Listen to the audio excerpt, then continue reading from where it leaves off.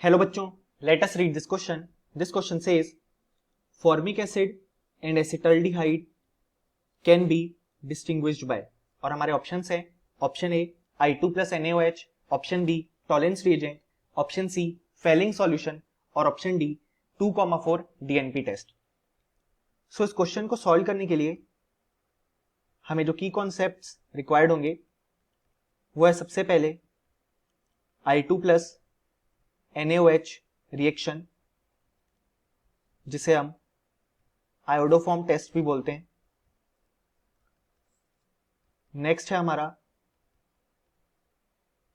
Tollens test and Fehling's test, और last concept है 2,4 DNP test. सो हमें क्वेश्चन में जो दो कंपाउंड दिए गए हैं वो है फॉर्मिक एसिड, जिसे हम HC डबल बॉन्ड OH से शो करते हैं, और नेक्स्ट है हमारे पास एसिटल डिहाइड, जिसका स्ट्रक्चर होता है CH3C डबल बॉन्ड OH. सो अगर हम सबसे पहले अपना ऑप्शन ए चेक करें तो वो है reaction with I2 plus NaOH, यानी कि आयोडोफॉर्म टेस्ट. सो आयोडोफॉर्म टेस्ट देने के लिए किसी भी कंपाउंड में मिथाइल सेगमेंट होना चाहिए, और बेसिकली डबल बॉन्ड O यानी जो सेगमेंट एल्डिहाइड से कीटोन में होता है वो होना चाहिए. कुछ एल्कोहल्स भी आयोडोफॉर्म टेस्ट शो करते हैं अगर उनके पास मिथाइल सेगमेंट है. सो अगर हम देखें कि जब हम फॉर्मिक एसिड का रिएक्शन I2 और NaOH के साथ करवाएंगे तो कोई भी पीपीटी फॉर्म नहीं होगा. ऐसा इसलिए क्योंकि यहां पे कोई भी मिथाइल सेगमेंट प्रेजेंट नहीं है. ऑल्दो यहां पे डबल बॉन्ड O सेगमेंट है, पर उससे जुड़ा हुआ मिथाइल सेगमेंट एब्सेंट है. पर अगर हम एसिटल्डिहाइड देखें तो यहाँ पे डबल बॉन्ड O सेगमेंट है और साथ में जुड़ा हुआ CH3 सेगमेंट भी है. तो जब हम इसकी रिएक्शन I2 और NaOH के साथ करवाएंगे तो हमें CHI3 का येलो पीपीटी देखने को मिल जाएगा, और साथ में HC डबल बॉन्ड ONA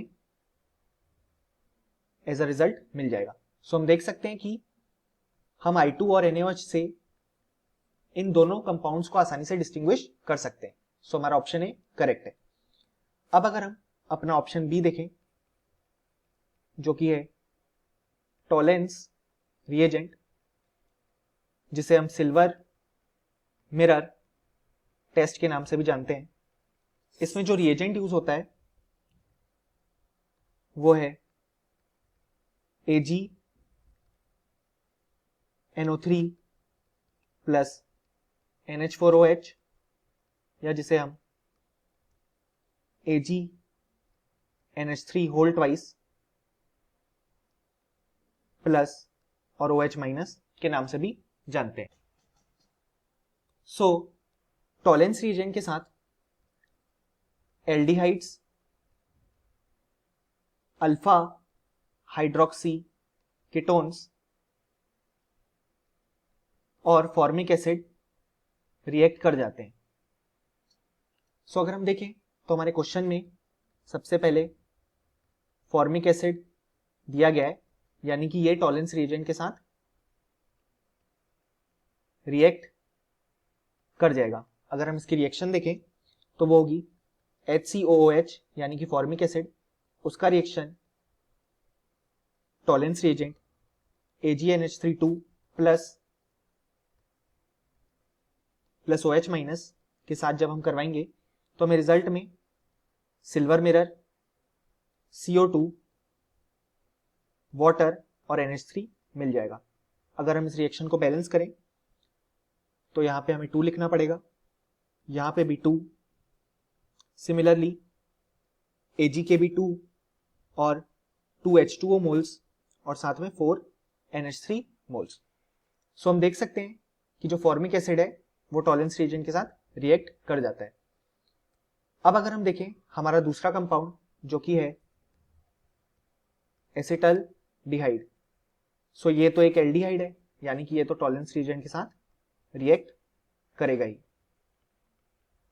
इसकी रिएक्शन हम देख सकते हैं CH3 C double bond O H, जब इसकी रिएक्शन हम AgNH3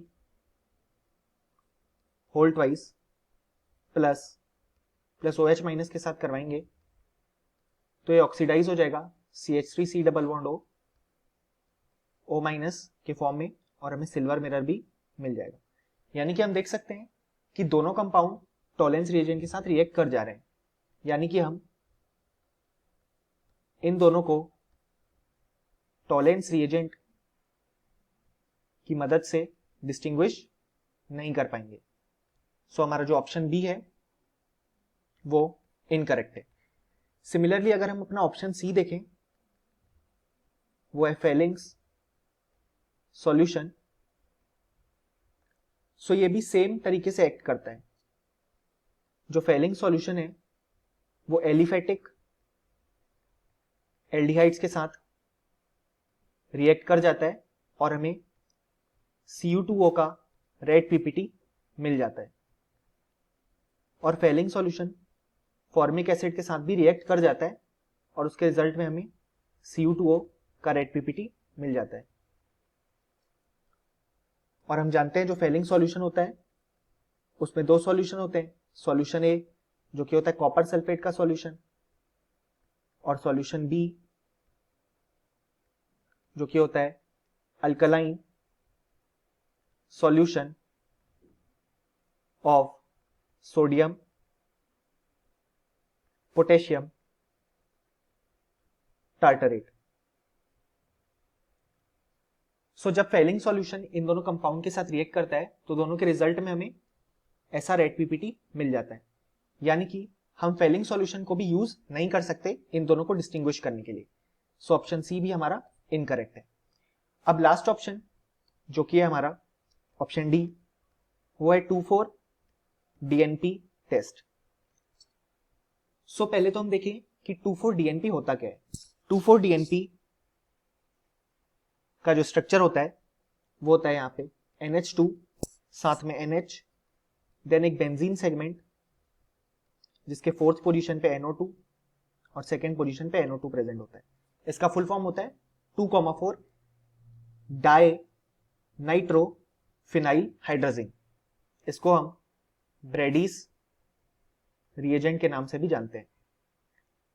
सो ये जो रिएजेंट है वो केवल एल्डिहाइड्स और कीटोन्स के साथ रिएक्ट करता है। और हम देख सकते हैं कि हमारे पास जो पहला कंपाउंड दिया गया है वो है फॉर्मिक एसिड, यानी कि एक टाइप का एसिड है। सो ये 2,4-DNP टेस्ट नहीं देगा। जबकि अगर हम देखें हमारा जो सेकेंड कंपाउंड है वो है एसिटल डिहाइड, यानी कि एक टाइप का एल्डिहाइड। सो ये 2,4-DNP टेस्ट शो करेगा, यानी कि इस टेस्ट से हम दोनों को डिस्टिंग्विश कर सकते हैं। सो ऑप्शन डी भी हमारा करेक्ट है। सो अगर हम देखें इस क्वेश्चन के जो करेक्ट आंसर्स हैं वो हैं ऑप्शन ए और option D. Hope you understood it well. Best of luck.